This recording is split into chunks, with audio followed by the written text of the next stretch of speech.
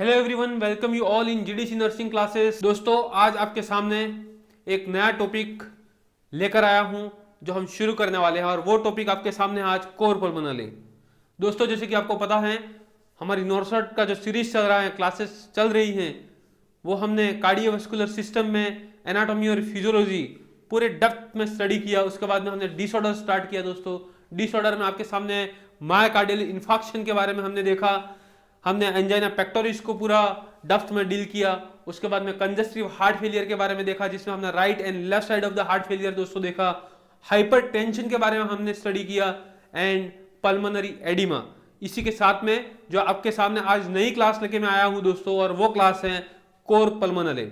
दोस्तों, तो इस शानदार क्लास का मजा लेने के लिए आप इस लिंक को जल्दी से जल्दी शेयर कीजिए अपने कलीग्स में, अपने फ्रेंड्स में, तो वो भी घर पे बैठ के इस क्लास का भरपूर मजा ले सकते हैं। दोस्तों, तो हम स्टार्ट करने वाले हैं कोर पल्मोनल। उसके पहले आपको एक ही चीज करना है, अपने चैनल को लाइक करना है, ठीक है, सब्सक्राइब करना है, और इसको कोविड-19 की तरह आपको क्या करना है, फैला देना है। क्या करना है? फैला देना है। आपको कोविड-19 जैसे पेंडेमिक हुआ था, इसी तरह अपना जीडीसी नर्सिंग का जो चैनल है उसको भी पेंडेमिक बनाना है। दोस्तों, तो आज हम जो डिस्कस करने वाले हैं, कोर पल्मोनल का डिस्कशन करने वाले हैं। सबसे पहले हम देखेंगे कि कोर पल्मोनल होता क्या है। दोस्तों, जब अपन कोर पल्मोनल की जब अपन बात करते हैं दोस्तों, तो इसको अपन बोलते हैं right side heart failure due to pulmonary hypertension.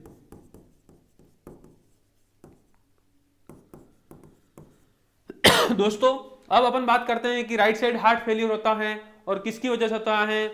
Increase pulmonary hypertension. ठीक है, पल्मोनरी हाइपरटेंशन की वजह से होगा। इंक्रीज क्या होगा? ब्लड प्रेशर होगा। ठीक है, जब प्रेशर बढ़ेगा पल्मोनरी हाइपरटेंशन में, तो उसका कॉज क्या हो सकता है दोस्तों? उसका कॉज क्या होगा दोस्तों? लंग डिसीज हो सकती है। क्या हो सकता है? लंग डिसीज हो सकता है। Disease related to chest wall हो सकता है। Disease related to chest wall हो सकता है, और ड्यू टू पल्मोनरी वस्कुलेचर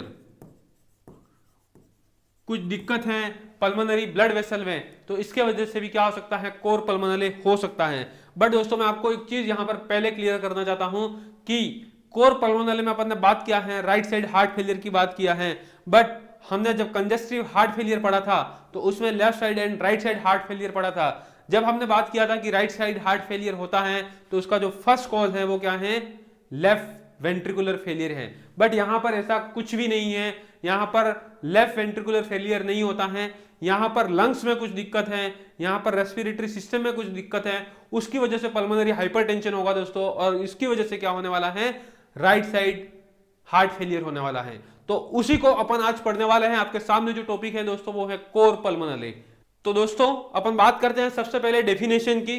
ठीक है, जब अपन बात करेंगे डेफिनेशन की, तो आप देखने वाले हो कि जो हमने फर्स्ट स्लाइड में जैसे कि देखा कि इसका मीनिंग क्या होता है, तो cor pulmonale we can say it is right side heart failure. ठीक है, मतलब अपन ने बात किया था टोटल कितना चैम्बर होते हैं? 4 चैम्बर होते हैं। कितने होते हैं? 4। Right atrium, right ventricle, left atrium and left ventricle.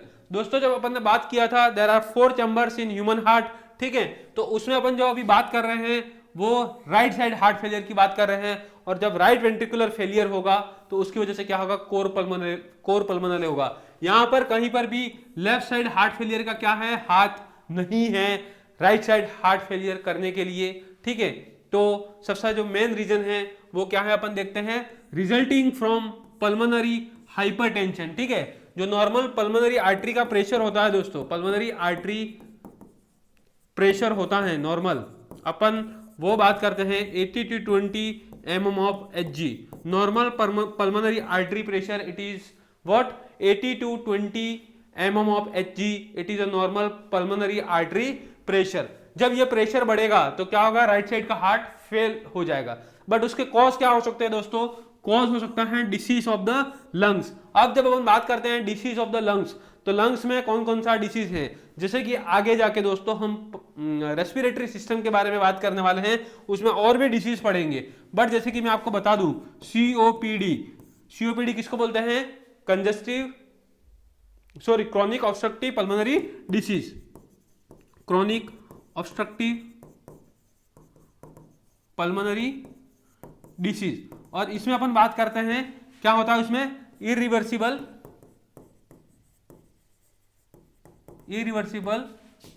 Air flow limitation can cause inflammation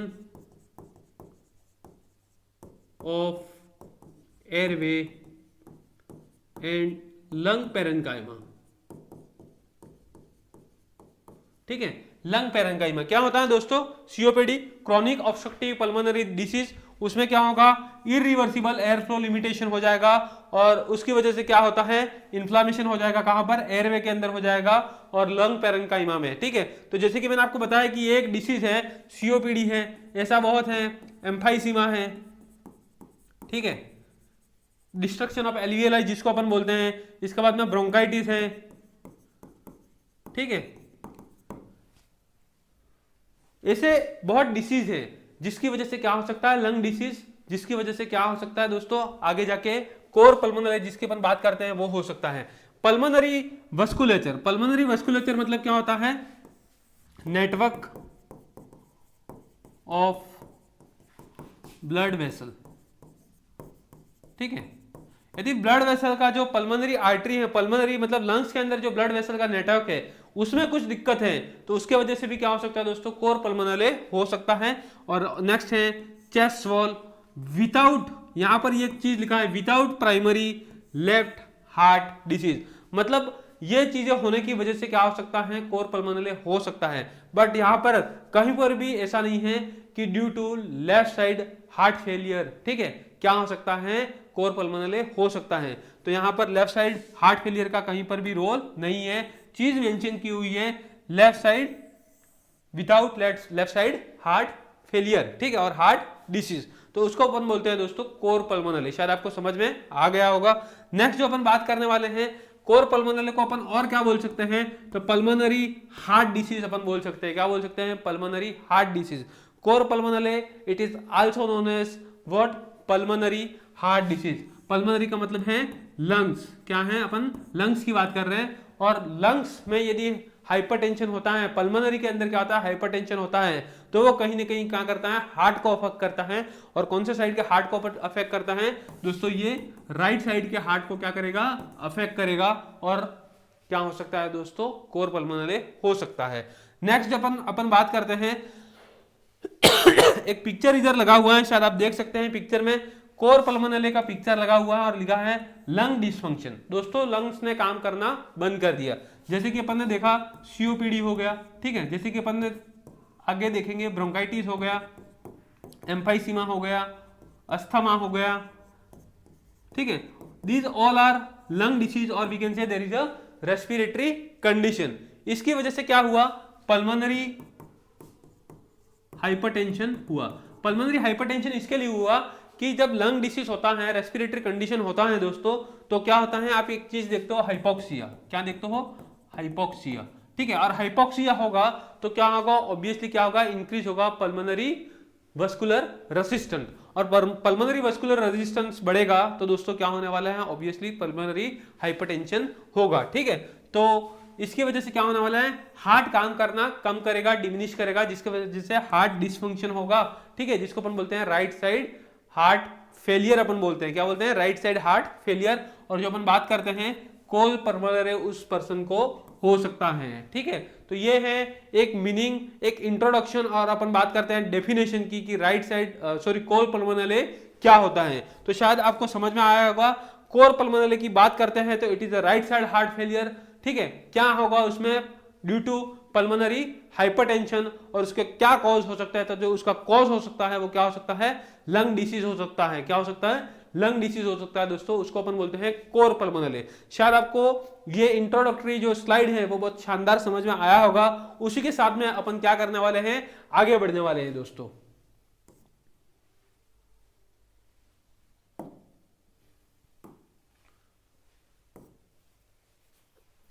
next जो अपन बात करते हैं दोस्तों, वो कॉजेस की बात करने वाले हैं। कॉजेस की बात इसके लिए कर रहे हैं कि क्या कारण है दोस्तों, क्या उसके कारण है, ठीक है, जिसकी वजह से क्या होगा, कोर पल्मोनले हो सकता है। तो अपन ने फर्स्ट स्लाइड में देखा कि उसके कुछ कारण है दोस्तों, कि क्या कारण है, लंग डिसीज होने की वजह से, रेस्पिरेटरी कंडीशन होने की वजह से, without left side heart failure, ठीक है, होने की वजह से, ठीक है, लेफ्ट साइड हार्ट फेलियर उसका कारण नहीं है। ओनली कारण क्या है, ओनली कारण है लंग डिसीज है, रेस्पिरेटरी कंडीशन है, और उसकी वजह से क्या हो रहा है, कोर पल्मोनले हो रहा है। तो ऐसे कौन कौन सी डिसीज है, तो सबसे पहला लिखा हुआ है सीओपीडी, जिसको अपन बोलते हैं क्रॉनिक ऑब्स्ट्रक्टिव पल्मोनरी डिसीज। जब अपन बात करते हैं दोस्तों क्रॉनिक ऑब्स्ट्रक्टिव पल्मोनरी डिसीज, तो उसमें क्या हो जाता है, इरिवर्सिबल एयर फ्लो लिमिटेशन, ठीक है, can cause inflammation of airway, inflammation of airway and lung parenchyma। तो इसको अपन बोलते हैं दोस्तों, क्या बोलते हैं, सीओपीडी। और सीओपीडी होने का जो मेन रीजन है, मोस्ट कॉमन जो कॉज है वो क्या है, स्मोकिंग है दोस्तों। क्या है, स्मोकिंग है। यदि आपको कोई पूछता है कि सीओपीडी होने का जो मेन कारण है, कॉज है, वो क्या है, स्मोकिंग है। दोस्तों हम जब सीओपीडी पढ़ते हैं तो उसमें दो डिसीज कंडीशन पढ़ते हैं दोस्तों। हम पहला अपन पढ़ते हैं क्रोनिक ब्रोंकाइटिस, और दूसरा जो अपन बात करते हैं एम्फाइसीमा। क्या बात करते हैं, एम्फाइसीमा। क्रॉनिक ब्रोंकाइटिस का मतलब क्या होता है, आइटिस मतलब इन्फ्लामेशन, मतलब क्रॉनिक ब्रोंकाइटिस मतलब inflammation of the bronchi, we can say it is a bronchitis. But patient क्या कर रहा है, इधर क्रॉनिक लिखा है, मतलब पेशेंट लॉन्ग टाइम से क्या कर रहा है, सफर कर रहा है from the last long period, ठीक है, मोर देन अपन बोल सकते हैं 6 वीक और 6 मंथ, ठीक है। नेक्स्ट इधर लिखा हुआ है एम्फाइसीमा। एम्फाइसीमा का मतलब दोस्तों क्या होता है, मतलब डिस्ट्रक्शन ऑफ एल्वियोलाई। जब एल्वियोलाई का दोस्तों डिस्ट्रक्शन हो जाएगा तो क्या होगा, एल्वियोलाई का जब डिस्ट्रक्शन होता है तो जो एयर स्पेस है वो क्या हो जाता है, एनलार्ज होते हैं, लार्ज हो जाते हैं, जिसको अपन बोलते हैं एम्फाइसीमा दोस्तों। जब अपन क्रॉनिक ब्रोंकाइटिस में आपको और बताने जा रहा हूं, क्रॉनिक ब्रोंकाइटिस का जो मेन साइन है वो क्या है, ब्लू ब्लॉटर्स, ठीक है। और एम्फाइसीमा का जो मेन साइन है, क्लिनिकल साइन है, वो क्या है, pink puffer.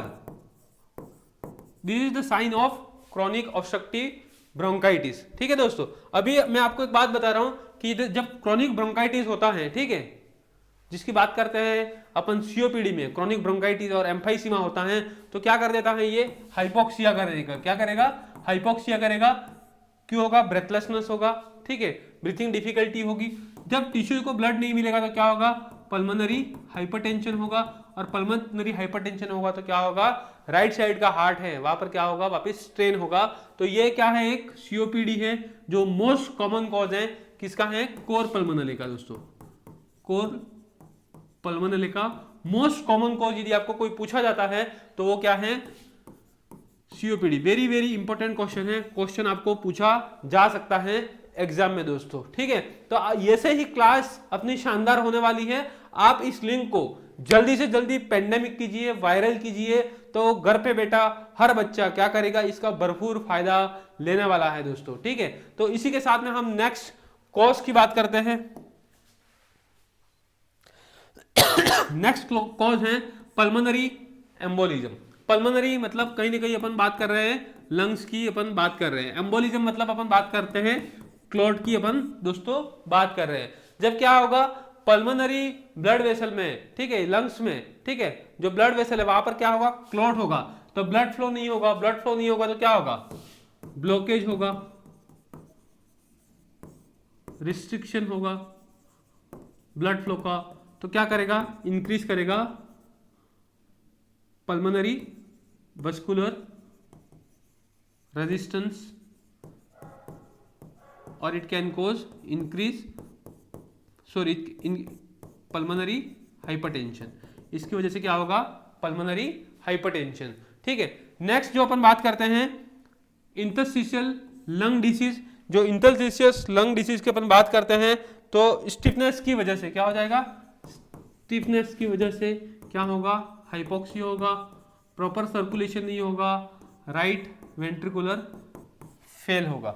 Next pulmonary arterial hypertension. ठीक है, ये क्या है, एक डायरेक्ट कॉज है। क्या है, direct cause for core pulmonary.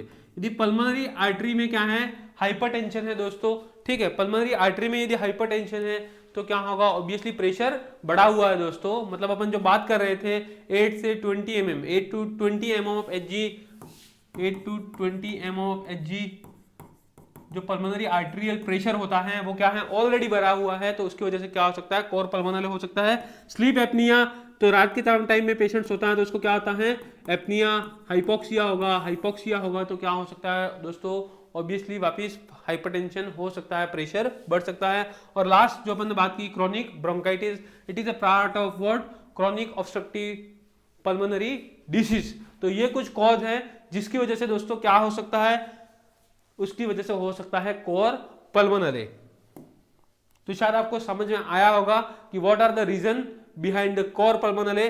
तो वो रीजन है chronic obstructive pulmonary disease, pulmonary embolism. ठीक है, इसको अपन बोलते हैं क्लॉट। बट आपको इधर पता होना चाहिए थ्रोम्बोसिस और क्लॉट में क्या डिफरेंस है, थ्रोम्बोसिस एंड एम्बोलिज्म में क्या डिफरेंस है। थ्रम्बस मतलब एक जगह पे क्या हो जाएगा, स्टक हो जाएगा, प्लेक का फॉर्मेशन हुआ जिसको अपन बोलते हैं थ्रम्बस। बट उसका यदि क्या हो जाएगा, ब्रेकडाउन हो जाएगा थ्रम्बस का। ठीक है, और वो क्या करेगा, ट्रैवल करेगा। क्या करेगा दोस्तों, ट्रैवल करेगा। ठीक है, through the blood vessel all over the body. ठीक है, और कहीं स्मॉल ब्लड वेसल में वो जाके क्या हो गया, रुक गया। ठीक है, जिसकी वजह से क्या हो सकता है, या तो एमआई की बात करते हैं तो हार्ट अटैक आ सकता है, और यहाँ की अपन बात करते हैं तो पल्मोनरी हाइपरटेंशन हो सकता है। ठीक है, नेक्स्ट अपन ने बात की interstitial lung disease, pulmonary arterial hypertension जो डायरेक्ट कोज है, स्लीप एपनिया की बात की, और क्रॉनिक ब्रोंकाइटिस की बात की। तो ये कुछ रीजन है जिसकी वजह से दोस्तों कोर पल्मोनले होने का चांसेस हो सकता है। नेक्स्ट स्लाइड की तरफ अपन दोस्तों मूव कर रहे हैं, जिसमें अपन देखेंगे कि पैथोफिजियोलॉजी। ये जितने भी अपन ने क्या पढ़ा, कॉजेस पढ़ा, ये कॉजेस की वजह से एक्चुअली दोस्तों होता क्या है, क्या चेंजेस आते हैं अपने रेस्पिरेटरी सिस्टम में। और जब रेस्पिरेटरी सिस्टम में चेंज आएगा दोस्तों तो उसकी वजह से क्या होगा, हार्ट फेलियर होगा। और वो हार्ट फेलियर कौन सा होगा, राइट साइड हार्ट फेलियर होगा। और जब राइट साइड हार्ट फेलियर होगा तो क्या होगा, कोर पल्मोनले की अपन दोस्तों बात कर रहे हैं, तो वो मैं आज आपको बताने जा रहा हूं। ठीक है, जैसे कि मैंने आपको कॉजेस में तो बता ही दिया कि ये कहानी क्या है, ये महाभारत क्या है। ठीक है, बट हम पैथोफिजियोलॉजी में और अच्छे से समझेंगे दोस्तों। अभी इधर अपन ने बात की पल्मोनरी डिसीज की दोस्तों, इधर बात हो रही है तो पल्मोनरी डिसीज क्या हो सकता है। ठीक है, जैसे कि हम बात करते हैं सीओपीडी अपन ने बात की। ठीक है, ब्रोंकाइटिस हमने देखा दोस्तों, एम्फाइसीमा, इंटरस्टिशियल लंग डिसीज,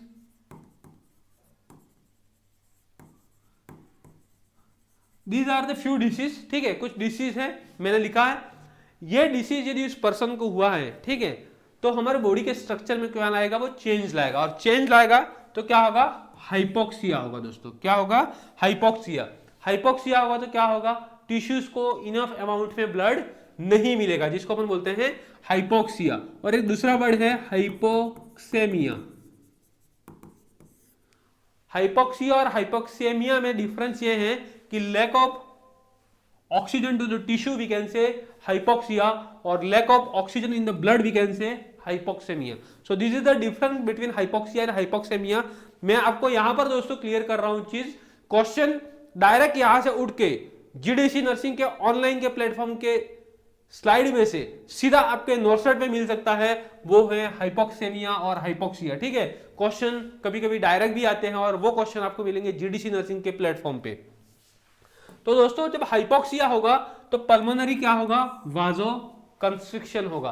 तो मतलब जो पल्मोनरी वेन से पल्मोनरी आर्टरीज है उसका क्या होगा, ब्लड वेसल्स का कंस्ट्रिक्शन होगा, सिकुड़ जाएगी, जिसको अपन बोलते हैं, क्या बोलते हैं, सिकुड़ जाएगी, ब्लड वेसल कंस्ट्रिक्शन होगा।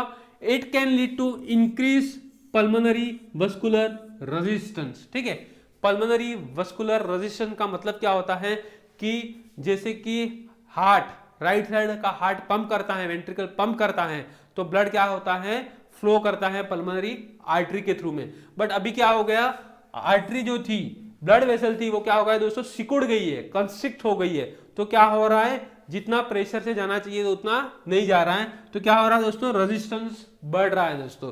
जब रेजिस्टेंस बढ़ेगा तो प्रेशर पल्मोनरी के अंदर बढ़ रहा है, तो हाइपरटेंशन होने का हो सकता है। और हाइपरटेंशन होगा तो जो अपन ने नॉर्मल देखा था 80 to 20 mm of Hg, 80 to 20 mm of Hg, this is normal pressure, it will be rise. ठीक है, ये क्या हो जाएगा दोस्तों, बढ़ जाएगा। जब बढ़ जाएगा तो राइट वेंट्रिकल के अंदर क्या होगा, पंप करने के लिए ज्यादा मेहनत करनी पड़ेगी।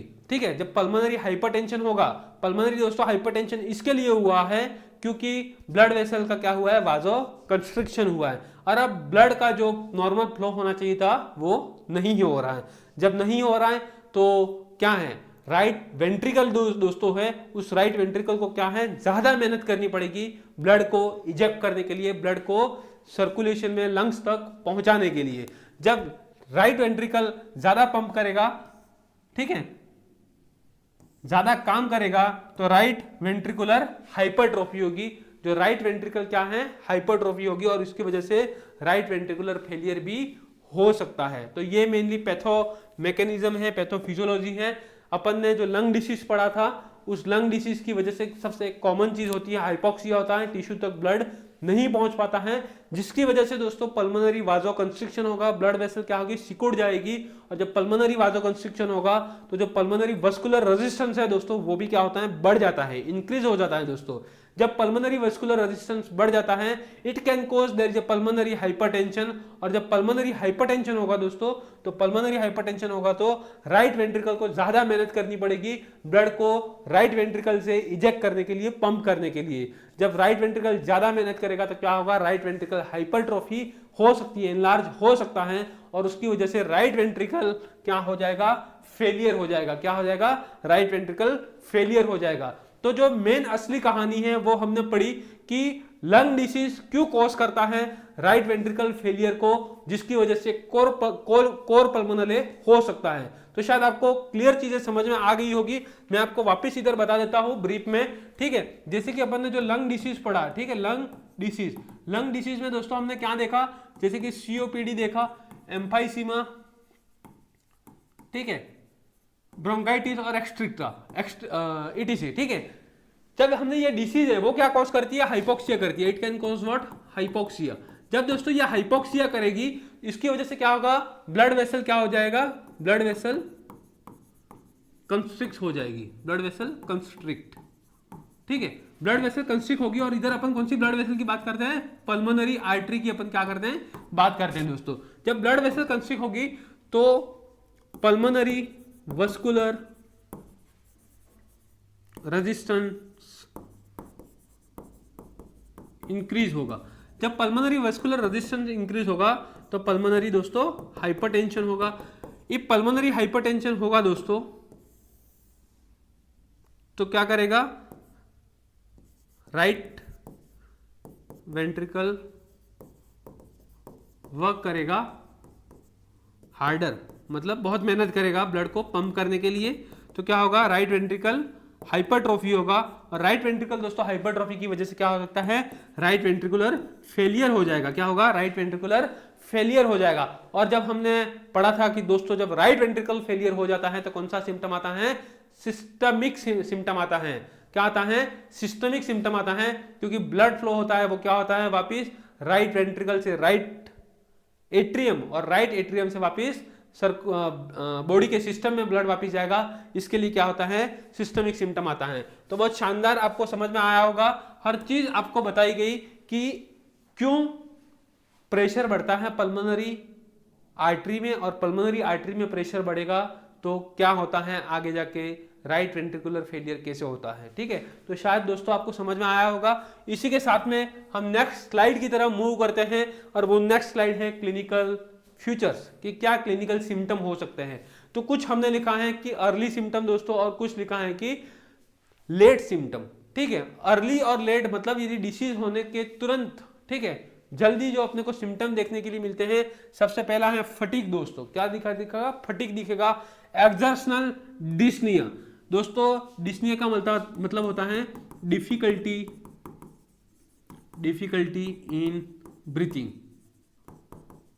But here the things mention it is exertional. Exertional मतलब क्या है? During activity. If we are doing activity, ठीक है, कुछ एक्टिविटी कर रहे हैं, हम भाग रहे हैं, खेल रहे हैं, ठीक है, साइकिलिंग कर रहे हैं, कुछ एक्टिविटी कर रहे हैं, उस टाइम पे क्या हो रहा है? ब्रीथिंग डिफिकल्टी हो रहा है, we can say exertional dyspnea. Next है कफ एंड विजिंग साउंड। ठीक है, क्या है? Wheezing sound. कफ हो सकता है and there is a wheezing sound, it is abnormal sound, lung sound. Whistle type sound सुनाई देता है, जिसको अपन बोलते हैं विजिंग साउंड।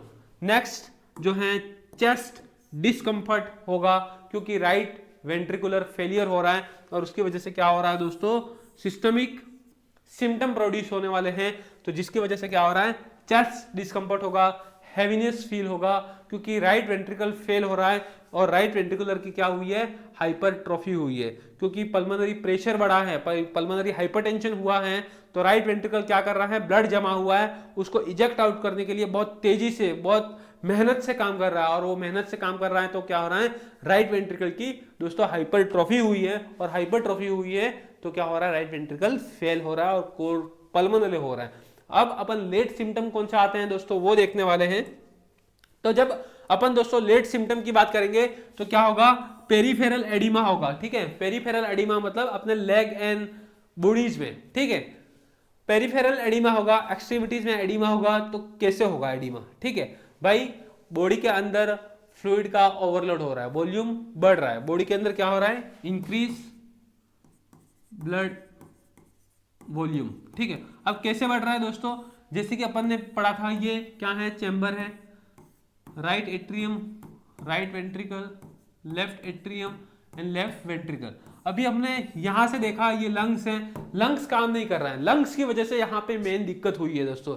मेन गुनेगार जो है कोर पल्मोनले में, वो कौन है दोस्तों? लंग्स है। अभी लंग्स ने अच्छे से काम नहीं किया, इसके लिए उसमें हाइपरटेंशन हुआ, हाइपरटेंशन हुआ तो क्या हुआ? राइट वेंट्रिकुलर फेलियर हुआ। जब राइट वेंट्रिकुलर फेलियर हुआ तो दोस्तों ये ब्लड तो लंग्स में नहीं जा रहा है, लंग्स में नहीं जा रहा था, वापस कहाँ जा रहा है? राइट वेंट्रिकल में। राइट वेंट्रिकल से वापस कहाँ जा रहा है? राइट एट्रियम में। कहां से? ट्राइकस्पिड वॉल के थ्रू, और वहां से कहां पर जाएगा वापिस?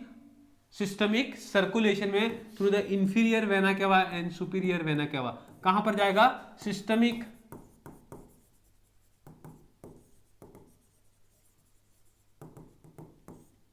सर्कुलेशन में। तो बॉडी क्या प्रोड्यूस करेगा? Systemic symptom. तो हम जो बात करते हैं पेरिफेरल एडिमा हो रहा है, बॉडी के अंदर क्या हो रहा है? वो वॉल्यूम बढ़ रहा है, जिसकी वजह से क्या होगा दोस्तों? पेरिफेरल एडिमा होगा। और जब पेरिफेरल एडिमा होगा तो उसको ठीक करने के लिए एक ड्रग देते हैं, ड्रग ऑफ चॉइस, ठीक है, जिसको अपन बोलते हैं डाईयूरेटिक्स।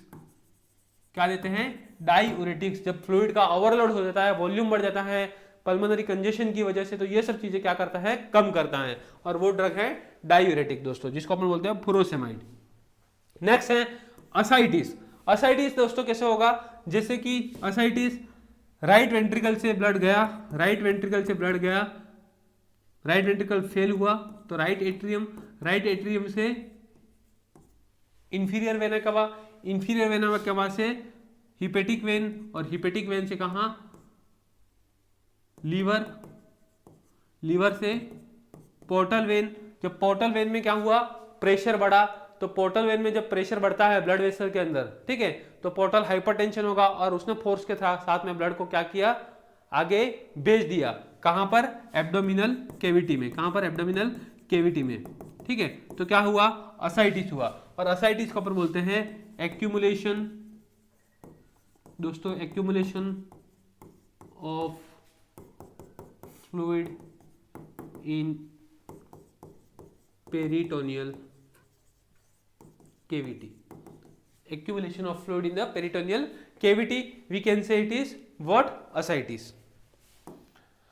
नेक्स्ट दोस्तों है jugular venous pressure. Jugular venous pressure क्या होता है, शायद आपको ये समझने की बात है। तो जब अपन बात करते हैं दोस्तों जुगुलर वेनस प्रेशर की बात करते हैं, तो ऑब्वियसली जो हम चीजें यहाँ पर पढ़ रहे हैं, ठीक है, क्या पढ़ रहे हैं हम, राइट वेंट्रिकल से जब ब्लड वापस कहां पर जा रहा है, राइट एट्रियम में, और राइट एट्रियम से वापस सिस्टमिक सर्कुलेशन में जा रहा है ब्लड, ठीक है। तो क्या होगा, जुगुलर वेनस प्रेशर बढ़ेगा, ठीक है, जुगुलर वेनस प्रेशर बढ़ेगा। जो नॉर्मल होता है 6 to 8 सेंटीमीटर S2O होता है, ठीक है, क्या होता है 6 to 8 centimetre S2O। Increase jugular venous pressure, it can cause jugular vein distension. Next है हिपेटामोगेली दोस्तों। हिपेटामोगेली से हम अपन बात करते हैं, जब ब्लड वापस जाएगा कहां पर, राइट एट्रियम से जाएगा ब्लड, ठीक है, राइट एट्रियम है, वहां से ब्लड जाएगा कहां पे जाएगा, inferior vena cava, inferior vena cava से हिपेटिक वेन, हिपेटिक वेन से लीवर में जाएगा।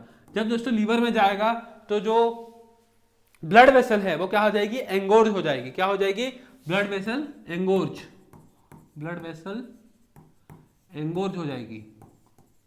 मतलब आपको पता होगा ब्लड वेसल का जैसे गुच्छा बन गया है, वैसे क्या होगा, गुच्छा बन जाएगा, जिसको अपन बोलते हैं एंगोर्जमेंट। क्या बोलते हैं, एंगोर्जमेंट। उसकी वजह से क्या होगा, हेपेटोमेगेली होगा, जिसको अपन बोलते हैं enlargement of liver, we can say it is a hepatomegaly, ठीक है। Next cyanosis.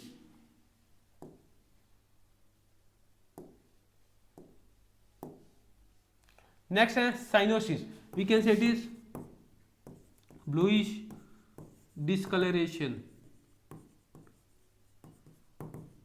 Of skin due to what, क्यों होगा, हाइपोक्सिया।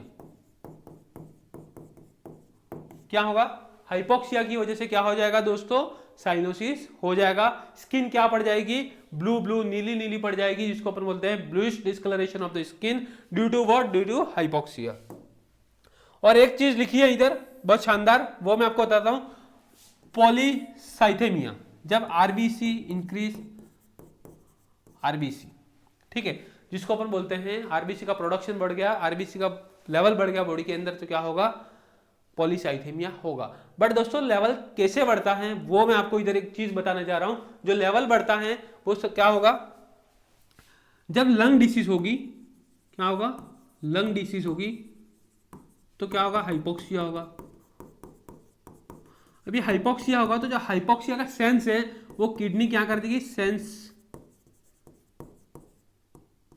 टू किडनी, सेंस जो उसका है हाइपोक्सिया का, वो किडनी तक दोस्तों क्या होगा, पहुंच जाएगा कि बॉडी में क्या है, ऑक्सीजन की कमी हुई है। दोस्तों अभी किडनी से एक हार्मोन सीक्रेट होता है जिसको अपन बोलते हैं इरिथ्रोपोएटिन, इरिथ्रोपोएटिन, ठीक है। किडनी ने क्या किया, पता लगाया कि बॉडी के अंदर ऑक्सीजन की कमी है। जब कमी है तो किडनी ने काम किया, एक हार्मोन सीक्रेट किया, और वो हार्मोन सीक्रेट हुआ इरिथ्रोपोएटिन। जब हार्मोन सीक्रेट हुआ तो उसने काम किया बोन मेरो पे, इरिथ्रोपोएटिन ने क्या किया, बोन मेरो पे गया, और बोन मेरो पे जाके इरिथ्रोपोएटिन ने क्या किया कि ज्यादा आरबीसी का प्रोडक्शन करे। क्या करे, इंक्रीज आरबीसी प्रोडक्शन, ठीक है, इंक्रीज आरबीसी प्रोडक्शन। आरबीसी का प्रोडक्शन बढ़ा तो क्या हुआ दोस्तों, पॉलीसाइथेमिया हुआ।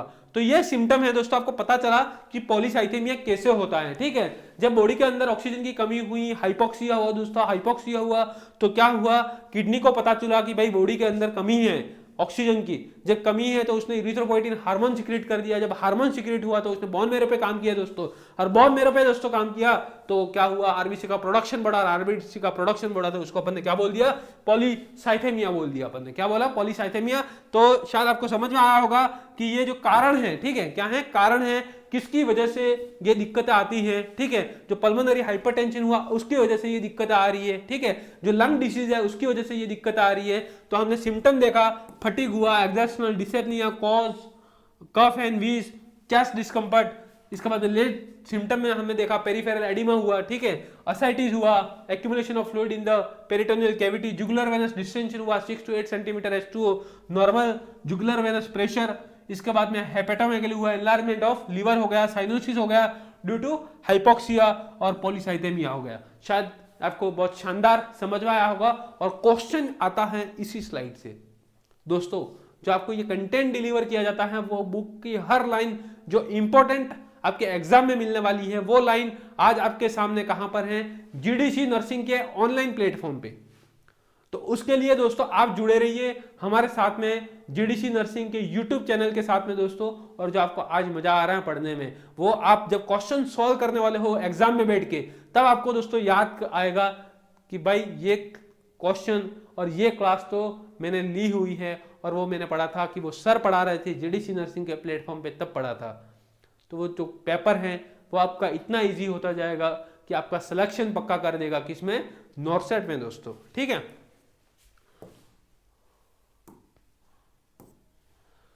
दोस्तों ये तो एक शुरुआत है आपकी, जो हम डे बाय डे हर दिन से मेहनत कर रहे हैं। मेहनत हमारी नहीं बट मेहनत जब दो लोगों की मिलती है तो सक्सेस जरूरी है। ठीक है, सक्सेस मिलना मैंडेटरी है, क्योंकि मेहनत जब आप और हम दोनों मिलके कर रहे हैं, ठीक है, तो अब की बार जो आपका नॉर्सेट पार का जो नारा है वो सक्सेसफुल होने वाला है। ठीक है, तो नेक्स्ट जो हम बात करते हैं कंटिन्यूएशन में कि भाई ये दिक्कतें तो हो गई, अब हम पेशेंट को किसे पता लगाए कि पेशेंट को क्या है, कोर पल्मोनल है। ठीक है, तो हम ये बात करने वाले हैं। सबसे पहले हम बात करेंगे इकोकार्डियोग्राफी।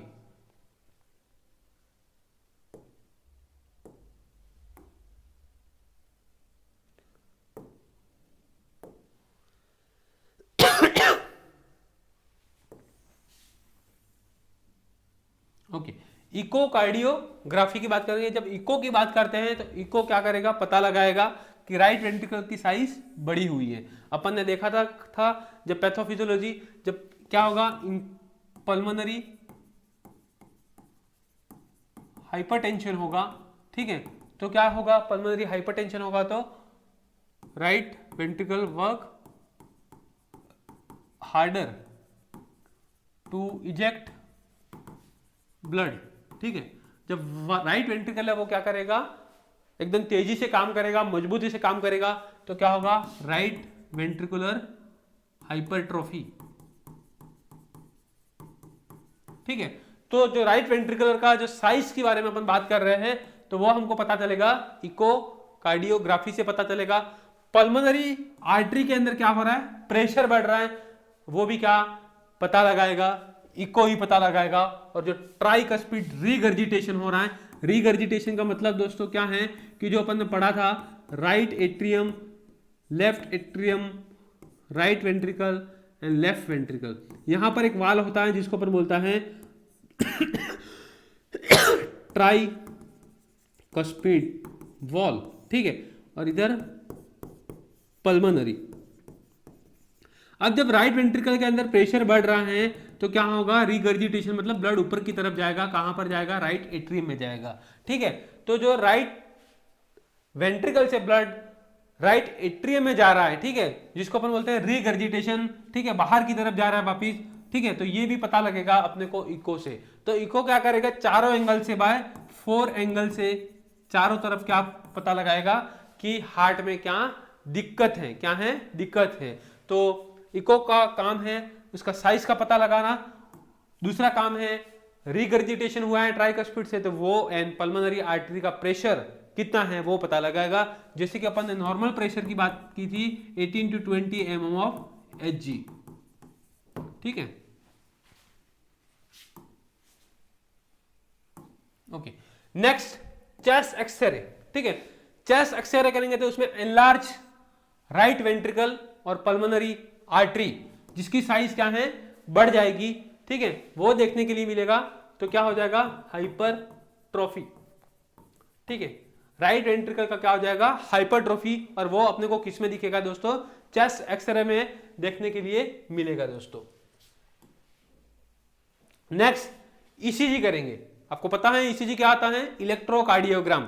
ठीक है, चेस्ट स्लिट लगाते हैं, चेस्ट स्लिट लगा के हाथ में, पैर में, चेस्ट में। ठीक है, अपन ने अलग अलग लीड पढ़ा था, 12 लीड ईसीजी की बात कर रहा हूं मैं। ठीक है, जब अपन ने ये सब चीजें पढ़े तो हमने पढ़ा कि graphical representation of the electrical activity we can say it is a ECG. ठीक है, जब ईसीजी की बात करते हैं तो कोर पल्मोनल में right axis division and right ventricular hypertrophy देखने के लिए मिलेगा। ठीक है, through the ECG lead we can come to know कि क्या एबनॉर्मलिटी है। ABG arterial blood gas analysis जिसको बोलते हैं दोस्तों, एबीजी को अपन बोलते हैं आर्टेरियल ब्लड गैस एनालिसिस, और एक होता है वीबीजी। वीबीजी शायद आपने सुना होगा, वेनस ब्लड गैस एनालिसिस। ठीक है, अभी हम जो बात कर रहे हैं इधर आर्टेरियल ब्लड गैस एनालिसिस की बात कर रहे हैं, तो उसमें दोस्तों हम मेनली 4 चीजें देखते हैं, जैसे कि उसका पीएच देखते हैं ब्लड का, इसके बाद में अपन क्या देखते हैं दोस्तों, HCO3 माइनस, ठीक है, बाइकार्बोनेट देखते हैं, PCO2 देखते हैं, इसके बाद में PaO2। ठीक है, ये 4 चीजें देखते हैं। जब ये 4 चीजें देखेंगे तो जो नॉर्मल पीएच होता है वो ब्लड का 7.35 टू 7.45 होता है दोस्तों। If it is less than 7.35 we can say it is acidosis, and if it is more than 7.45 we can say it is alkalosis. ठीक है, नेक्स्ट अपन बाइकार्बोनेट की बात करते हैं। नॉर्मल जो होता है वो 22 से 27 मिली इक्वल पर लीटर होता है। ठीक है दोस्तों, नेक्स्ट PCO2 की बात करते हैं, 35 से 45 होता है PCO2, और जब अपन बात करते हैं PaO2 तो 85 टू 100 होता है। ठीक है, तो ये चीज हमने देखा, किसमें देखते हैं, जब अपन आर्टेरियल ब्लड गैस एनालिसिस करते हैं, जब देखते हैं ना कि इसको एसिडोसिस है, एल्कोलोसिस है, क्या है, तब अपने को पता चलेगा क्या कि उसका कौन सा डिसीज कंडीशन है। ठीक है, तो अपने को जब एबीजी करेंगे तो उससे पता चलेगा कि पेशेंट को क्या है, हाइपोक्सेमिया है या हाइपरकैप्निया है। हाइपोक्सिया का मतलब क्या होता है दोस्तों, हाइपोक्सिया का मतलब क्या होगा, हाइपोक्सिया मतलब lack of oxygen in blood, we can say it is hypoxaemia. Hypercapnia मतलब इंक्रीज CO2। ठीक है, क्या है, increase carbon dioxide, we can say it is a hypercapnia. Next है PFT, शायद आपने नाम सुना होगा, पल्मोनरी फंक्शन टेस्ट। और पल्मोनरी फंक्शन टेस्ट जो किया जाता है दोस्तों, वो क्यों किया जाता है कि अपने को कौन सी लंग डिसीज है, ठीक है, अपना लंग काम कर रहा है कि नहीं कर रहा, उसका पता लगाने के लिए अपन करते हैं pulmonary function test to evaluate underlying lung disease. We are doing pulmonary function test, जिसको शॉर्ट फॉर्म में बोलते हैं PFT, आपको पता होना चाहिए। नेक्स्ट है ब्लड टेस्ट। तो ब्लड टेस्ट के लिए अपन करते हैं पॉलीसाइथेमिया, अपन ने देखा क्या हो रहा है, इंक्रीज हो रहा है RBC। जब RBC इंक्रीज हो रहा है तो हीमोग्लोबिन और हिमेटोक्रीट लेवल चेक किया जाएगा to evaluate the polycythemia. Polycythemia क्यों हो रहा था वो भी हमने देखा। पॉलीसाइथेमिया इसके लिए हो रहा था, पॉलीसाइथेमिया में क्या हो रहा था कि हाइपोक्सिया हुआ, हाइपोक्सिया ने क्या किया, किडनी को बोला कि भाई ऑक्सीजन की कमी हो रहा है। किडनी को जैसे ही पता चला, किडनी ने क्या कर दिया, अपना हार्मोन रिलीज कर दिया इरिथ्रोपोएटिन। जब इरिथ्रोपोएटिन रिलीज हुआ तो उसने क्या बोल दिया इरिथ्रोपोएटिन ने कि बोन मेरो को increase the more production of RBC। जब प्रोडक्शन बढ़ा तो दोस्तों क्या हो गया, पॉलीसाइथेमिया हो गया। तो इसके लिए जो अपन करते हैं हीमोग्लोबिन और हिमेटोक्रीट लेवल चेक करते हैं। नॉर्मल जो मेन में होता है हिमेटोक्रीट लेवल वो 13 से 16 ग्राम पर DL होता है, और फीमेल में होता है 12 टू 15 ग्राम पर DL होता है। This is the normal value of haemoglobin. So ये है इन्वेस्टिगेशन के बारे में। आपको पता चला होगा दोस्तों कि हम कौन कौन से इन्वेस्टिगेशन करते हैं, जिसमें इको करते हैं, जिसमें वेंट्रिकल की साइज की पता चलेगा, आर्टरी का प्रेशर कितना है वो पता चलेगा। चारों एंगल से ये सब चीजें अपने को देखने के लिए दोस्तों मिलेगी। नेक्स्ट हम chest x ray, ECG, arterial blood gas analysis, all this things, ठीक है, investigation we are doing in the patient with the cor pulmonale. Next management part है कि हमारे पास में पेशेंट आया दोस्तों, तो हम उस पेशेंट को कैसे ठीक कर सकते हैं। ठीक है,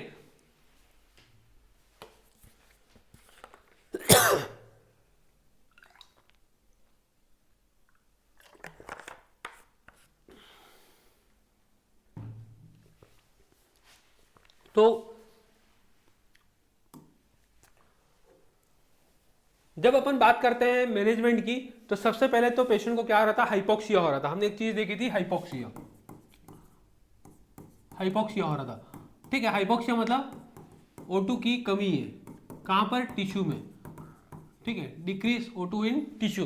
यदि हाइपोक्सिया हो रहा था ऑब्वियसली क्या आ रहा है, लंग डिसीज की बात कर रहे हैं, ब्रेथलेस में हो रहा है, डिस्ने भी हो रहा है, तो O2 लगाओ दोस्तों। क्या है O2 सप्लीमेंट, O2 सप्लीमेंट क्या करेंगे O2 सप्लीमेंट। और जब पेशेंट को ब्रीथिंग डिफिकल्टी हो रही है तो अपन उसको जो पोजीशन देंगे वो देंगे फॉवलर पोजीशन। क्या देंगे फॉवलर पोजीशन।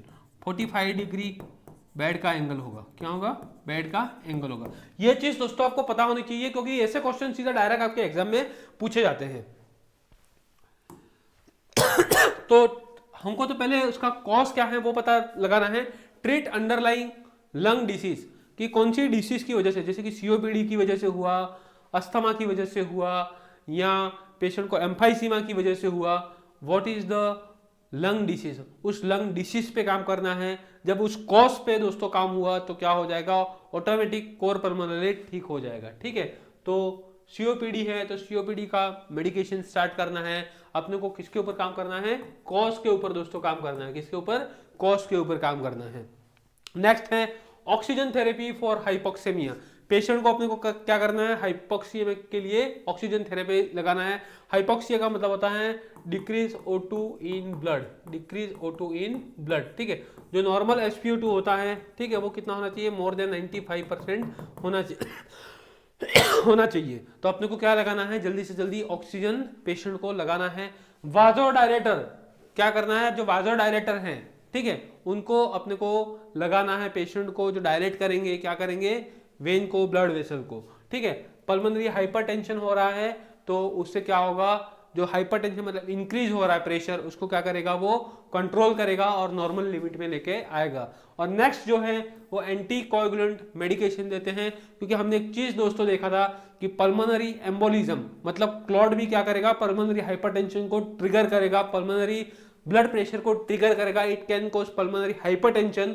तो हम क्या करेंगे, एंटी कोएगुलेशन थेरेपी भी देंगे, जिसमें ड्रग है हिपेरिन एंड वारफेरिन। ठीक है, ये ड्रग है वो क्या करेंगे, एंटी कोएगुलेशन में आते हैं और अपन पेशेंट को लगाएंगे। हिपेरिन जो है वो क्या है, सबक्यूटेनियस अपन देते हैं या आईवी भी देते हैं। हिपेरिन है उसको अपन सबक्यूटेनियस देते हैं या आईवी भी देते हैं, बट अपन वारफेरिन की बात करते हैं तो ये ऑरल एंटी कोएगुलेंट है। क्या है दोस्तों, ऑरल एंटी कोएगुलेंट है। ठीक है, तो हम अब बात करते हैं डिटेल में एक एक के बारे में। सबसे पहले अपन जो बात करने वाले हैं वो ऑक्सीजन थेरेपी की दोस्तों बात कर रहे हैं। जब ऑक्सीजन थेरेपी की बात करेंगे तो जो हाइपोक्सेमिया हुआ है, जो ब्लड के अंदर ऑक्सीजन की कमी हुई है, उसको सबसे पहले हमको करेक्ट करना है। ठीक है, तो जब हम उसको करेक्ट करेंगे तो क्या होगा, जो पल्मोनरी वाजो कंस्ट्रिक्शन हो रहा था, ठीक है, जो ब्लड वेसल कंस्ट्रिक्ट हो रही थी, जो ब्लड वेसल सिकुड़ रही थी दोस्तों, उसको ठीक करेंगे। उसको ठीक करेंगे तो जो पल्मोनरी हाइपरटेंशन हो रहा था, जो ब्लड प्रेशर पल्मोनरी आर्टरी के अंदर बढ़ रहा था, वो कम हो जाएगा। और वो कम हो जाएगा तो दोस्तों क्या होगा, ऑब्वियसली सिम्टम रिड्यूस हो जाएंगे। तो करेक्ट हाइपोक्सीमिया, ठीक है, जो ब्लड के में ऑक्सीजन की कमी है उसको करेक्ट करेंगे, and reduce pulmonary vaso constriction. ठीक है, वाजो कंस्ट्रिक्शन का मतलब क्या हो गया दोस्तों, constriction of blood vessel, we can say it is a pulmonary vasoconstriction, slowing progression of pulmonary hypertension। ठीक है, नेक्स्ट है long term oxygen therapy is recommended for patient with chronic hypoxaemia. यदि पेशेंट को क्या है, क्रॉनिक हाइपोक्सेमिया। क्रॉनिक का मतलब दोस्तों क्या होता है, क्रॉनिक का मतलब more than 6 week to 6 month. ठीक है, 6 वीक टू 6 मंथ का जो टाइम है जिसको अपन बोलते हैं क्रॉनिक फेज। यदि उसको हाइपोक्सेमिया है, PaO2 है, जब अपन ने एबीजी एनालिसिस किया, आर्टेरियल ब्लड गैस एनालिसिस किया, और उसका जो PaO2 है, पार्शियल ऑक्सीजन प्रेशर है, वो लेस देन क्या है 55 mmHg है, और उसका क्या है दोस्तों SpO2 भी कम है, कितना है, लेस देन 88 है। अपन ने क्या नॉर्मल बताया था, जब SpO2 की बात की थी तो मोर देन 95 होना चाहिए, 95 to 100% होना चाहिए, और PaO2 की बात की तो 85 to 100 होना चाहिए। ठीक है, कितना होना चाहिए, 100 होना चाहिए। बट यहाँ पे आप देख सकते हो दोस्तों दोनों क्या है, कम है, PaO2 less than 55 and SpO2 less than और इक्वल टू 88। तो अपने को क्या करना है, लॉन्ग टर्म के लिए पेशेंट को क्या लगा के रखना है, ऑक्सीजन थेरेपी लगा के रखना है। और अपने को क्या करना है, with the help of pulse oximeter, pulse oximeter, उसका SpO2 लेवल भी क्या करना है दोस्तों, मॉनिटर करना है। ठीक है। Next, deliver via nasal cannula और mask often 15 to 18 hours per day for chronic cases. ठीक है, नेजल कैन्युला के थ्रू अपने को लगाना है। ऐसे एक ट्यूबिंग आएगी, ठीक है, ट्यूबिंग आएगी, ये ट्यूबिंग है, ठीक है, इसमें ऐसे 2 होल होंगे जिसको दोनों को क्या करना है, नोस्ट्रिल में लगा के रखना है और पर डे अपनों को 15 to 18 आवर्स देना है। जब पेशेंट क्या है, क्रॉनिक फेज में है, क्रॉनिक हाइपोक्सेमिया है, ठीक है, ब्लड में ऑक्सीजन की कमी चल रही है, रेगुलर अपने को मॉनिटरिंग करना है, पल्स ऑक्सीमीटर, ठीक है, तब दोनों नोस्ट्रिल के अंदर अपने को नेजल कैन्युला लगा के रखना है और पेशेंट को क्या करना है, रेगुलर मॉनिटर करना है। पोजीशन देना है पेशेंट को दोस्तों, वो पोजीशन अपने को कौन सा देना है, फॉवलर पोजीशन देना है।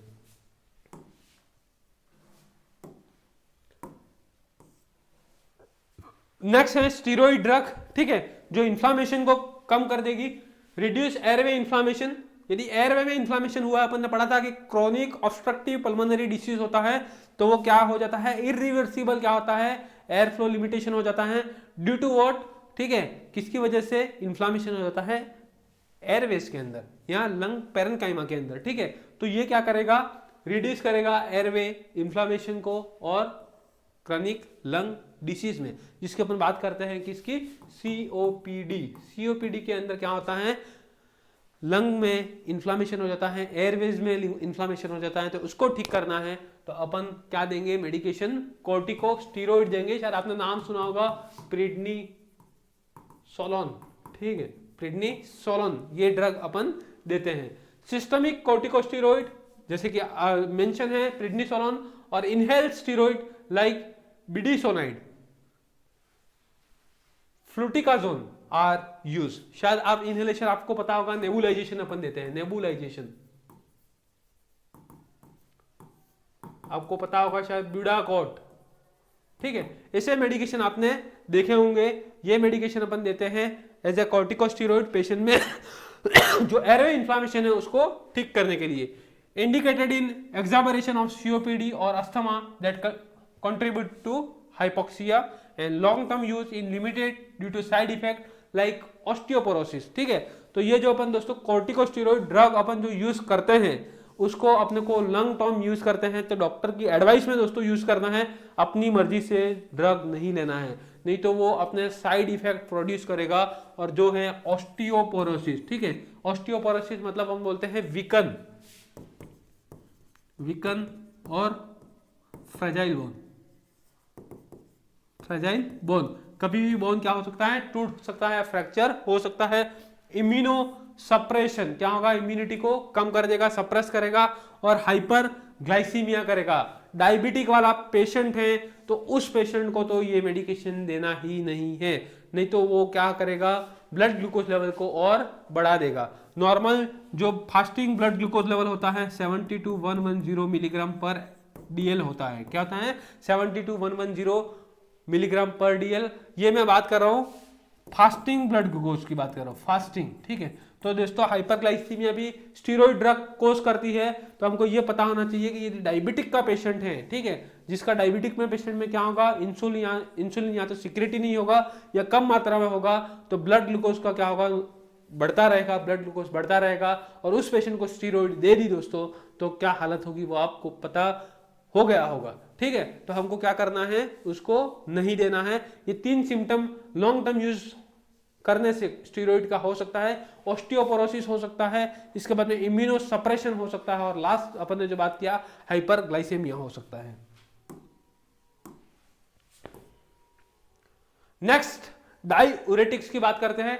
डाययूरेटिक्स जब अपन मेडिकेशन बात करते हैं, हमने बहुत डाययूरेटिक्स के बारे में देखा, हमने प्रीवियस जो डिसीज कंडीशन पढ़ा, जो फ्लूइड ओवरलोड की अपन बात करते हैं, फ्लूइड ओवरलोड की बात करते हैं। जब ब्लड वॉल्यूम बढ़ जाएगा तो क्या हो जाएगा, ब्लड वॉल्यूम बढ़ेगा तो बॉडी के अंदर वेट गेन होगा, वेट गेन होगा, पल्मोनरी कंजेशन होगा, ये कुछ सिम्टम आएंगे। ठीक है, तो उसको कम करने के लिए, सिम्टम को रिलीव करने के लिए, रिलीफ लेने के लिए अपन डाययूरेटिक्स ड्रग देते हैं, जो बॉडी के अंदर से क्या करता है, सोडियम और वाटर को एक्सक्रीट आउट कर देता है। क्या करता है? सोडियम एंड वाटर को एक्सक्रीट आउट कर देता है।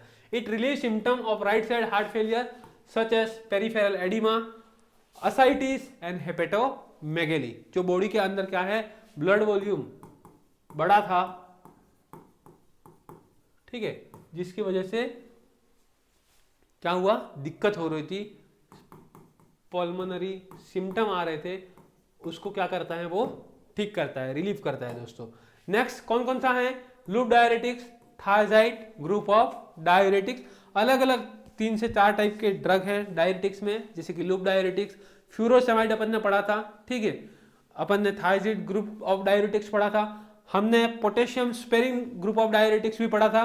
बट इधर जो हम देखने वाले हैं वो लूप डायरेटिक्स की दोस्तों बात करते हैं, और उसका जो ड्रग है वो फ्यूरोसेमाइड है, जिसको हम बोलते हैं लेसिक्स, भी आपने सुना होगा, और 20 to 40 mg उसका दोस्तों डोज होता है, और उसको हम आईवी देते हैं, ठीक है, क्या देते हैं? आईवी देते हैं। Furosemide most commonly use for the fluid overload, जब बॉडी के अंदर फ्लूइड का लेवल बढ़ जाएगा, ठीक है, जब वेट गेन होगा, ठीक है, तब क्या करेंगे, उसको कम करने के लिए, फ्लूइड को एक्सक्रीट आउट करने के लिए अपन देते हैं लूप डायरेटिक्स। नेक्स्ट है thyroid group of diuretics, occasionally use if mild oedema is present. यदि ज्यादा एडिमा है तो अपने को क्या देना है? पेरिफेरल एडिमा है तो उसमें अपन लूप डायरेटिक देंगे, but there is a mild edema we are giving thyroid group of diuretic. और हमको एक चीज ध्यान रखना है दोस्तों, ठीक है, जब अपन क्या देते हैं, डायरेटिक्स मेडिकेशन देते हैं, एक्सेसिव डायूरेसिस मतलब यदि ज्यादा फ्लूइड का लॉस होगा तो, एक्सेसिव डायूरेसिस मतलब increase amount of fluid loss, ठीक है, reduce preload and cardiac output. Preload को क्या कर देगा, वो कम करेगा, कार्डियक आउटपुट को भी कम करेगा। जब कार्डियक आउटपुट, जितना amount of blood systemic circulation में जाना चाहिए, जितना amount of blood ventricle pump करना चाहिए, कितना करता है? 4500 to 5000 ml, ठीक है, ये करना चाहिए, वो नहीं हो रहा है, नहीं हो रहा तो वर्निंग हाइपोटेंशन हो जाएगा, जिसका ब्लड प्रेशर क्या हो जाएगा?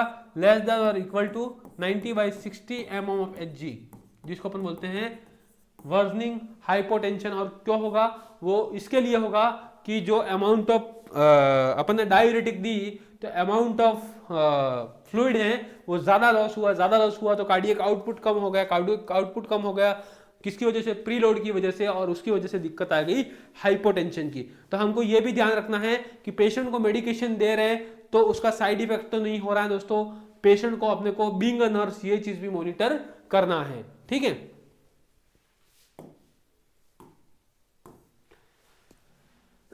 वाजोडायलेटर मेडिकेशन दिया जाता है दोस्तों, वाजोडायलेटर जो मेडिकेशन दिया जाता है उसका काम है डायलेटिंग द वेसल्स। इसका जो काम है मेन वो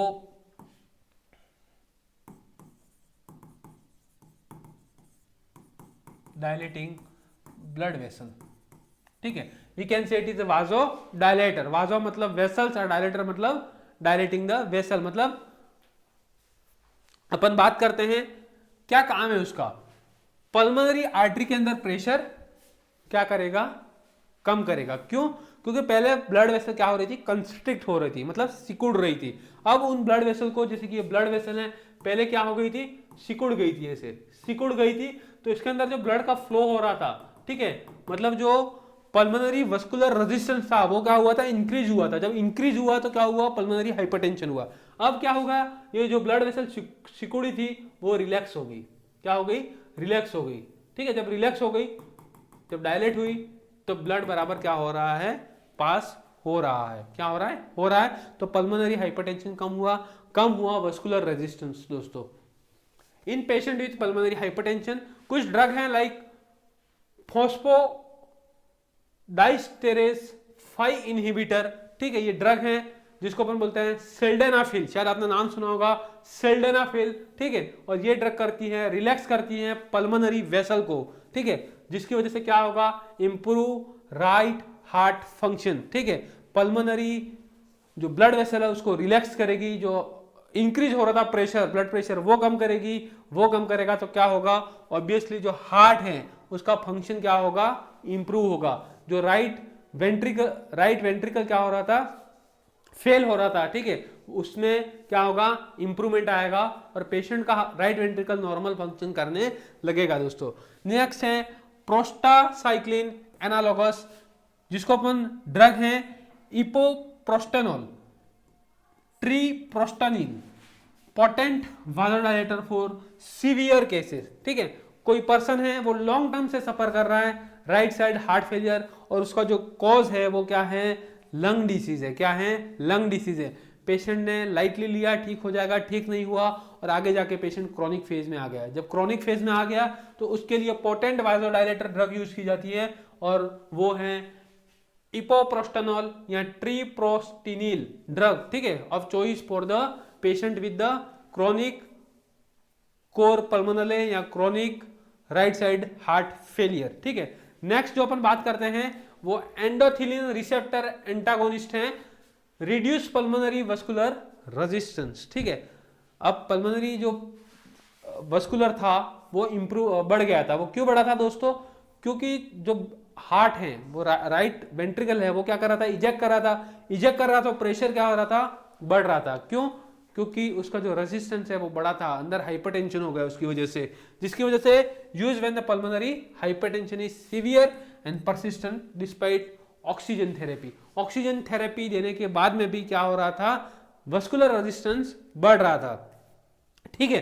तो इसके लिए हमने जो मेडिकेशन दी वो है endothelin receptor antagonist, reduce pulmonary vascular resistance, use when pulmonary hypertension is severe and persistent despite oxygen therapy, ठीक है। ऑक्सीजन थेरेपी कंटिन्यूस देने के बाद में भी पेशेंट को ठीक नहीं हो रहा था, और कंटिन्यूसली पेशेंट का क्या हो रहा था, पल्मोनरी हाइपरटेंशन क्या हो रहा था, बढ़ रहा था, ठीक है। तो इसके लिए अपन जो पेशेंट को मेडिकेशन देते हैं endothelin receptor antagonist, it is a drug of choice, ठीक है, whenever the patient is having what, pulmonary hypertension, by giving regular oxygen therapy, और despite of giving oxygen therapy regular, but क्या होगा, ठीक नहीं होगा। जब ठीक नहीं होगा दोस्तों तो उस टाइम पे अपन मेडिकेशन देते हैं, वो एंडोथिलिन मेडिकेशन देते हैं।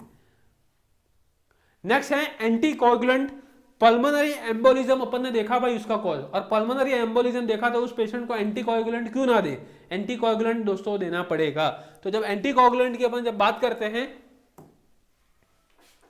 एंटीकोगुलेंट की बात करते हैं तो प्रिवेंट और ट्रीट पल्मोनरी एम्बोलिज्म, ठीक है, कंट्रीब्यूटिंग टू कोर पल्मोनरी, ठीक है। एम्बोलिज्म का मतलब होता है क्लॉट, बट क्या होता है ये, ब्रेकडाउन। क्या होता है, ब्रेकडाउन किसका, थ्रोम्बस का, किसका, थ्रोम्बस का, ठीक है, जिसको अपन बोलते हैं एम्बोलिज्म। और वो ऑल ओवर द बॉडी क्या करेगा, ट्रैवल करेगा, ट्रैवल इन ब्लड वेसल और सर्कुलेटरी सिस्टम के अंदर दोस्तों, ठीक है। एक ड्रग है हिपेरिन, जिसको अपन बोलते हैं आईवी या सबक्यूट अपन देते हैं। यदि क्या है, पर्सन थीन है तो 45 डिग्री एंगल से अपन देते हैं, ठीक है। Short term use for acute embolism. और एक दूसरी ड्रग है वारफेरिन, जिसको अपन देते हैं ओरल देते हैं, ठीक है। डायरेक्ट एंड ओरल एंटीकोगुलेंट है, long term prevention of recurrence clot. यदि पेशेंट को क्या हो रहा है, रिकरेंट एपिसोड या रिकरेंट क्लॉट होने का चांसेस है, तो पेशेंट को ओरल एंटीकोगुलेंट थेरेपी पे रखते हैं, और वो है वारफेरिन ड्रग है। उसको रिकरेंट होने का चांसेस है तो उसको अपन देंगे वारफेरिन देंगे दोस्तों। जो हिपेरिन है उसका एंटीडोट है वो है प्रोटामाइन सल्फेट, और जो वारफेरिन है दोस्तों उसका जो एंटीडोट है, उसका एंटीडोट है दोस्तों विटामिन के, ठीक है। क्वेश्चन डायरेक्ट यहां से पूछा जाता है, ये दोनों स्टार वाले क्वेश्चन हैं जो डायरेक्ट आपके एग्जाम में दोस्तों पूछा जा सकता है, आपको लिख के रखना है दोस्तों। कैसे मॉनिटरिंग करेंगे, तो अपन दोस्तों आईएनआर चेक करेंगे। क्या है आईएनआर, तो आईएनआर फॉर वारफेरिन आपको पता होना चाहिए, इंटरनेशनल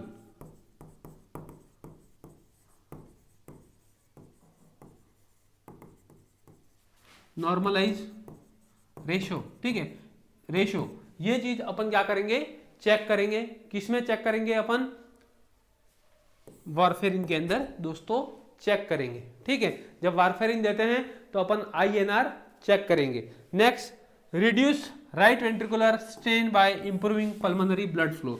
अभी जो ब्लड क्लॉट हुआ था वो क्या हो रहा है, डीजल हो रहा है। डीजल हो रहा है तो क्या हो रहा है, ब्लड जो फ्लो रुक रहा था, ऑब्स्ट्रक्शन आ रहा था, वो क्या हुआ, हट गया। तो क्या होगा, ब्लड फ्लो बढ़ेगा पल्मोनरी आर्टरी के अंदर। ठीक है, नॉर्मल ब्लड फ्लो होगा तो क्या हो जाएगा दोस्तों, इंप्रूव पल्मोनरी ब्लड फ्लो हो जाएगा। तो आगे जो राइट वेंट्रिकल के ऊपर प्रेशर आ रहा था या राइट वेंट्रिकल फेल हो रहा था, वो क्या होगा, ठीक हो जाएगा।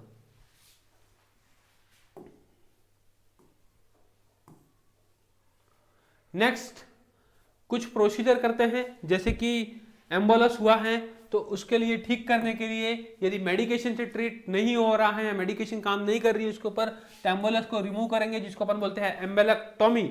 और ये प्रोसीजर है treat life threatening pulmonary embolism causing acute right heart strain. ठीक है, क्या करेंगे, एम्बोलस को रिमूव कर देंगे। नेक्स्ट है surgical embolectomy, direct removal of the blood clot from the pulmonary arteries by open heart surgery. ठीक है, बाय सर्जरी।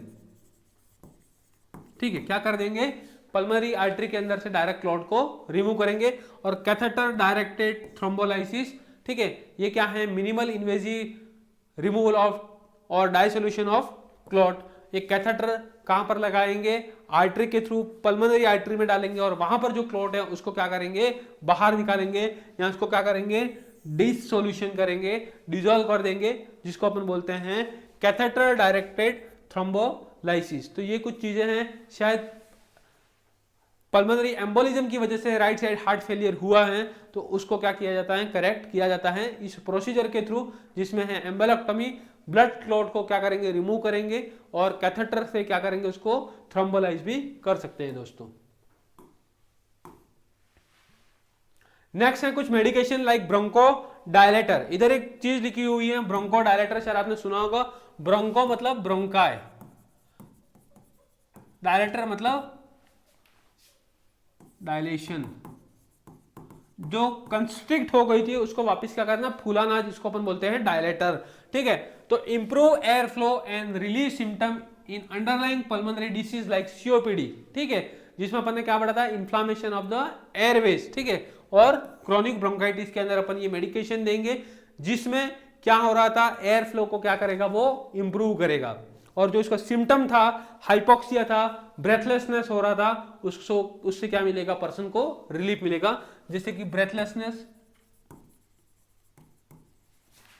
हाइपोक्सिया, उससे क्या मिलेगा, रिलीफ मिलेगा दोस्तों।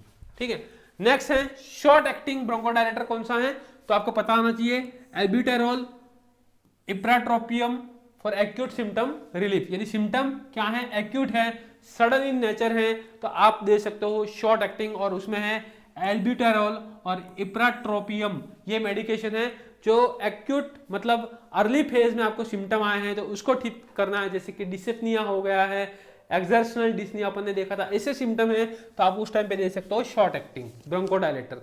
बट लॉन्ग एक्टिंग कब देंगे, जिसमें है साल्मेटरॉल और टियोट्रोपियम, ये है मेंटेन एयरवे डायलेशन। ठीक है, मतलब आप पेशेंट जब chronic obstructive pulmonary disease, COPD जैसे डिसीज से सफर कर रहा है और लंबे टाइम से ये सफर कर रहा है, उस टाइम पे अपन जो मेडिकेशन देंगे वो लॉन्ग एक्टिंग ब्रोंकोडायलेटर मेडिकेशन दोस्तों अपन देते हैं।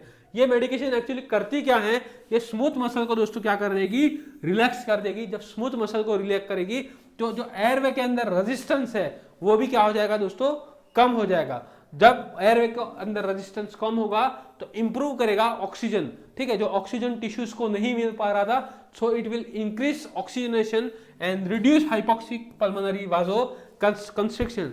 जो हाइपोक्सिया की वजह से क्या हुआ था, पल्मोनरी वाजो कंस्ट्रिक्शन हुआ था, उसको क्या करेगा दोस्तों, ये करेक्ट करेगा। So it will reduce hypoxic pulmonary vaso constriction.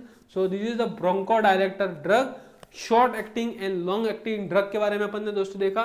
जब अपन ने बात करते हैं शॉर्ट एक्टिंग की तो उसमें दो ड्रग रहती हैं, एल्ब्यूटेरॉल एंड इप्राट्रोपियम, जो एक्यूट सिम्टम रिलीफ में अपन देते हैं, और एक लॉन्ग एक्टिंग ड्रग होती है जिसको अपन बोलते हैं साल्मेटरॉल, और ये एयरवे को डायलेट करने के लिए और इस चीज को मेंटेन करने के लिए दी जाती है, और उसका एक ही काम है, क्या करेगा ये, रिलैक्स करेगा स्मूथ मसल को, जिसकी वजह से दोस्तों क्या हो जाएगा, रिड्यूस एयरवे रेजिस्टेंस हो जाएगा और इंप्रूव क्या कर देगा, ऑक्सीजनेशन को। तो जो हाइपोक्सिया हो रहा था उसको क्या करेगा दोस्तों, ये ठीक करेगा।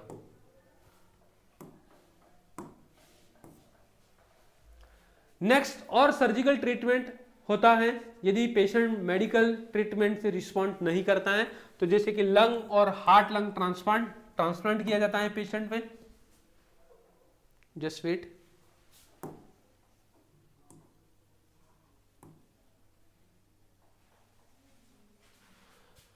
लंग और heart lung transplant considered in end stage lung disease, ठीक है। यदि पेशेंट मेडिकेशन से रिस्पॉन्ड नहीं कर रहा है, एंड स्टेज लंग डिसीज है, और reversible pulmonary hypertension causing core pulmonary, patient को मेडिकेशन देने के बाद में भी वापस क्या हो रहा है, रिकरेंट कोर पल्मोनरी हो रहा है, then patient is going for lung और हार्ट लंग ट्रांसप्लांट, ठीक है।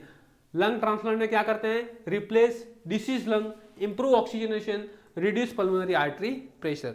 जो डिसीज लंग है, जो अफेक्टेड टिश्यूज हैं, उसको क्या करते हैं, रिमूव करते हैं।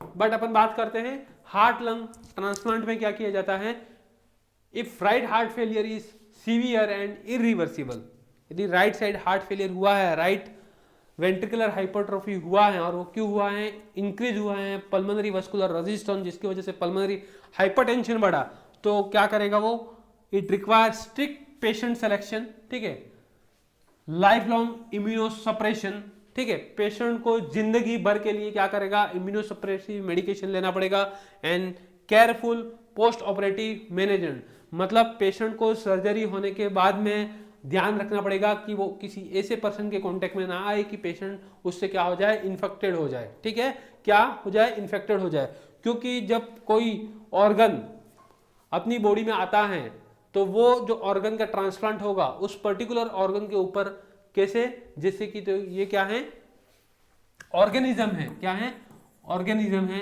या फॉरेन बॉडी है, यूं करके उसके ऊपर क्या करेगा दोस्तों, आक्रमण करेगा, क्या करेगा, आक्रमण करेगा। तो ये चीजें अपने को ध्यान रखनी है, और ये है लंग हार्ट ट्रांसप्लांट, ठीक है। ये बेसिक चीज शायद आपको समझ में आया होगा, उसके बारे में हम एक अलग से क्लास में भी डिस्कस करेंगे, आगे जाके कंप्लीट एक क्लास होगी। बट जब अपन heart lung transplant cor pulmonary का पार्ट है तो उसको भी हमने फिनिश किया।